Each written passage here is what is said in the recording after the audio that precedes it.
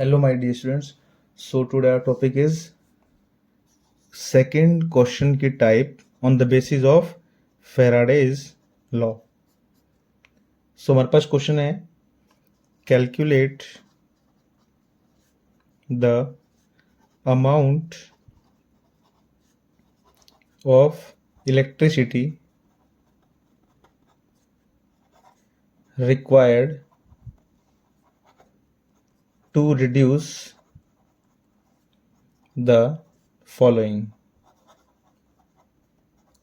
So first हमारे पास दिया हुआ है यहाँ पर 40 gram calcium from molten CaCl2 और सेकंड हमारे पास दिया हुआ है 20 gram aluminium from molten Al2O3 और हमारे पास यहाँ पर एटॉमिक मास दिया हुआ है। एटॉमिक मास ऑफ कैल्शियम यहाँ पर दिया हुआ है मेरे पास 40 ग्राम और एटॉमिक मास ऑफ एल्यूमिनियम दिया हुआ है मेरे पास 27 ग्राम। सो ये हमारे पास जो एटॉमिक मास दिया हुआ है इनका यूज़ करते हुए हमें ये फाइंड करना है कि कितना अमाउंट ऑफ इलेक्ट्रिसिटी रिक्वायर होगी रिड्यूस करने के लिए कैल्शियम को फ्रॉम CaCl2। सो आप देखिएगा हमारे पास जो फर्स्ट पार्ट है इसमें दिया हुआ है हमारे पास 40 gram calcium from molten CaCl2।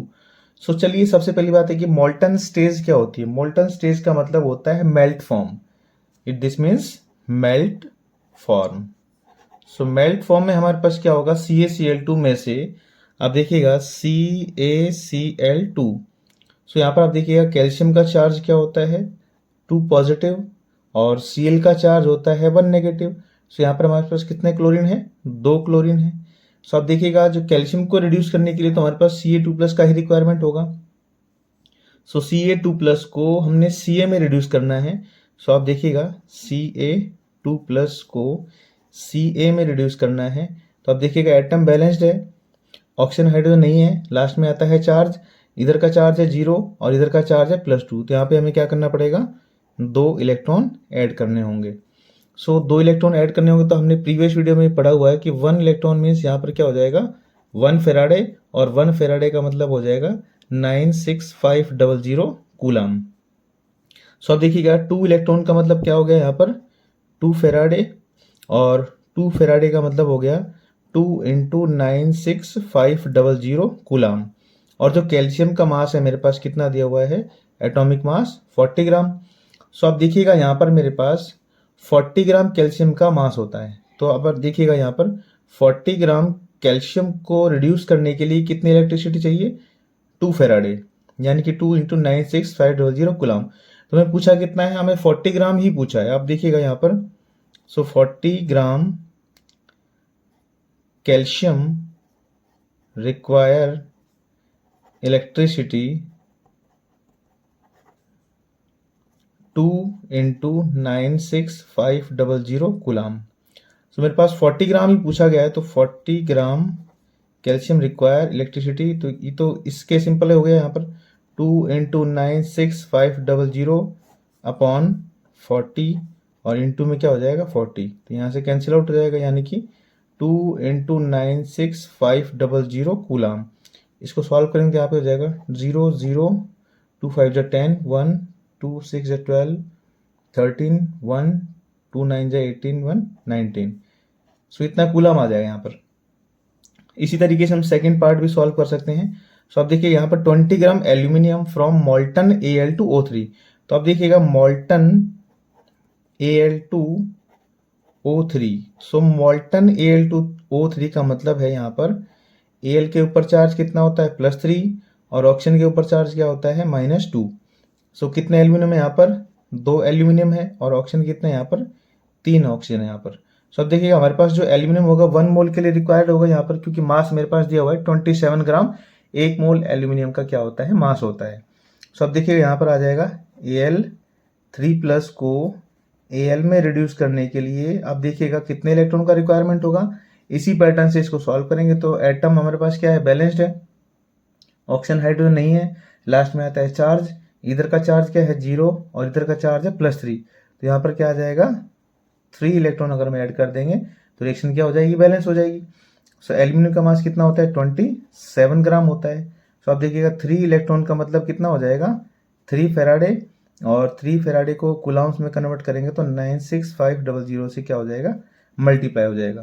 अब आप देखिएगा 27 ग्राम एल्यूमिनियम को रिड्यूस करने के लिए कितनी इलेक्ट्रिसिटी चाहिए, इतनी चाहिए। सो हमारे पास हो जाएगा 27 ग्राम एल्यूमिनियम रिक्वायर इलेक्ट्रिसिटी, कितना आ जाएगा यहाँ पर हमारे पास 3 × 96500 कूलम। अब देखिएगा मेरे पास कितना का पूछा गया है, यहाँ पर 20 ग्राम पूछा गया है यहाँ पर। सो 20 ग्राम एल्यूमिनियम रिक्वायर इलेक्ट्रिसिटी, यहाँ पे कितना आ जाएगा 3 × 96500 अपॉन 27 और इंटू में आ जाएगा 20। तो अब देखिए यहाँ पर हो जाएगा 3 × 1 = 3 और 3 × 9 = 27, तो यहाँ पर आ जाएगा मेरे पास 96500 इंटू 20 अपॉन 9। तो इसको सिंप्लीफाई करें, यहाँ पर आ जाएगा मेरे पास 0 के बाद आ जाएगा यहाँ पर मेरा 0 0 2 5 = 10 1 2 6 = 12 13 1 2 9 = 18 और 1 19 अपॉन 9। तो इसको यहाँ पे क्या कर देंगे, हम सिंप्लीफाई कर देंगे। तो ऐसे भी हो सकता है कि 193 × 10 की पावर कितना हो जाएगा 1 2 3 4 × 10 की पावर 4 अपॉन 9। तो इसको यहाँ से अगर इसको सिंप्लीफाई करेंगे तो यहाँ पे आ जाएगा मेरे पास, इसको डिवाइड कर लीजिएगा यहाँ पर 193 अपॉन 9, तो यहाँ पर जाएगा 9 2 = 18 1 3 आ गया इधर। सो यहाँ पर आप देखेंगे तो ये 1 पे जाएगा 9 और 4 यहाँ पर पॉइंट आ जाएगा तो 0। सो 9 4 = 36 4, इस तरीके से 4 4 आते चला जाएगा। तो यहाँ पे आ जाएगा 21.44 × 10 की पावर 4 कूलम। सो इस तरीके से हम इस पार्ट के क्वेश्चन को सॉल्व कर सकते हैं। तो चलिए इसका नेक्स्ट टाइप इसको करके देखते हैं। चलिए मेरे पास नेक्स्ट क्वेश्चन है, ए solution of copper sulphate is electrolysed for 10 minutes with a current of 1.5 ampere. What is the mass of copper deposited at the cathode? सो अब देखिएगा यहाँ पर मेरे पास जो जो चीज़ें दे रखी है उनको हम क्या कर लेंगे, नोट डाउन कर लेंगे। तो अब देखिएगा मेरे पास कॉपर सल्फेट का सॉल्यूशन दिया हुआ है, कॉपर सल्फेट का, और 10 मिनट्स तक 1.5 एम्पेयर का करंट क्या हो रहा है, प्रोड्यूस हो रहा है। तो मेरे पास टाइम दिया हुआ है, इसमें 10 मिनट दिया हुआ है टाइम, और करंट मेरे पास दिया हुआ है यहाँ पर, current is equal to 1.5 ampere. So what is the mass of copper, यानी हमें क्या पूछा गया है, मास ऑफ कॉपर यहाँ पर पूछा गया है, और मास दे रखा है, मोलर मास कॉपर का कितना दे रखा है 63.5। So molar mass of copper दिया हुआ है 63.5 ग्राम। सो अब देखिए यहाँ पर कॉपर सल्फेट मेरे पास क्या है, इसमें कॉपर सल्फेट को अगर आप आयोनाइज करते हैं तो इसमें आ जाता है बेटा Cu2+ और SO4 2-। सो आपके पास जो कॉपर है वो यहाँ से प्रोड्यूस होगा, यानी Cu2+ को Cu में रिड्यूस करने के लिए कितनी हमारे पास इलेक्ट्रॉन की आवश्यकता होगी यहाँ पर। अब देखिएगा कॉपर जो इंडिविजुअल अकेला है यहाँ पर भी कॉपर इंडिविजुअल है, यानी एटम तो बैलेंस हो गया, ऑक्सीजन हाइड्रोजन यहाँ पर नहीं है, और लास्ट में आता है चार्ज। तो यहाँ पर हम क्या करेंगे, 2 इलेक्ट्रॉन ऐड कर देंगे तो मेरे पास क्या हो जाएगा, कॉपर यहाँ पे बैलेंस हो जाएगा। सो 2 इलेक्ट्रॉन का मतलब क्या हो जाएगा 2 फेराडे, और 2 फेराडे का मतलब हमारे पास कूलाम्स में इसको कन्वर्ट करेंगे तो 96500 से इसको क्या कर देंगे, मल्टीप्लाई कर देंगे। सो कॉपर का मास मेरे पास कितना दिया हुआ है 63.5 ग्राम। तो इसमें हमारे पास क्या है, टाइम और करंट भी दिया हुआ, तो हम सबसे पहले क्या कर लेते हैं, चार्ज हमारे पास कितना अवेलेबल है वो फाइंड कर लेते हैं। तो चार्ज का फॉर्मूला करंट और टाइम के टर्म्स में क्या होता है, Q = I × T, where I is the current.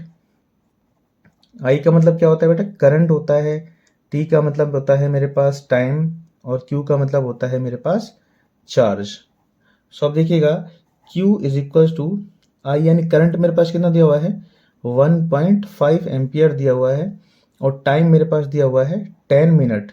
तो 10 मिनट को आपने क्या करना है, सेकंड्स में कन्वर्ट करना है, क्योंकि चार्ज का मेरे पास यूनिट क्या है, यहाँ पर कूलम का यूनिट है। तो टाइम मुझे क्या चाहिएगा, सेकंड में चाहिएगा, और करंट मुझे चाहिएगा एम्पियर के अंदर। तो यहाँ पर हो जाएगा 10 इंटू 60। तो अब देखिएगा यहाँ पर 15 इंटू 10 इंटू 60 अपॉन, इसका पॉइंट हटाएंगे नीचे क्या आ जाएगा, 10 आ जाएगा, और उस 10 से ये 10 कैंसिल हो जाएगा। तो ये हो जाएगा 0, 30 और ये 9, यानी कि 900 कूलम चार्ज हमारे पास अवेलेबल है। अब आप देखिएगा 2 इंटू 96500 कूलम जो चार्ज है वो कितना कॉपर डिपॉजिट कर सकता है, 63.5 ग्राम। तो मेरे पास चार्ज कितना है, 900 कूलम। तो इससे हमें फाइंड करना है।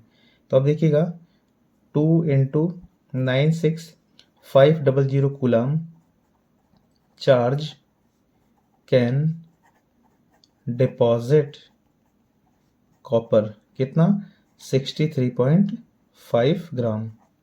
सो मेरे पास चार्ज कितना है, 900 coulomb charge can deposit copper. कितना हो जाएगा यहाँ पर 63.5 अपॉन 2 इंटू 96500 इंटू 900।